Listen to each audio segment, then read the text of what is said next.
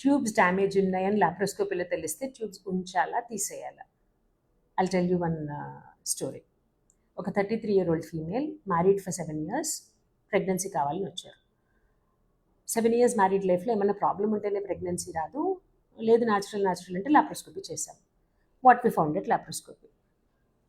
So ఇది normal fallopian tube. ఇదంతా ఇట్లా డైలేటెడ్గా ఉంది. ఇది ఓవరీ. ఇక్కడ అండం విడుదల ఇలా ట్యూబ్లోకి రావాలి. ఇంకొంచెం డై ఫీల్ చేస్తే టోటల్గా డ్యామేజ్డ్ ఉంది. బట్ హస్బెండ్ సెడ్ ఎలా ఉన్నా సరే ట్యూబ్ అయితే తీయొద్దు. సో ఆ hands were tied, we didn't remove the tube and told high risk of ectopic. Unfortunately last month pregnancy వచ్చింది అండ్ ఎక్టాపిక్ అయ్యింది. మళ్ళీ లాప్రోస్కోపీ అయ్యింది, ట్యూబ్ తీసేయాల్సి వచ్చింది.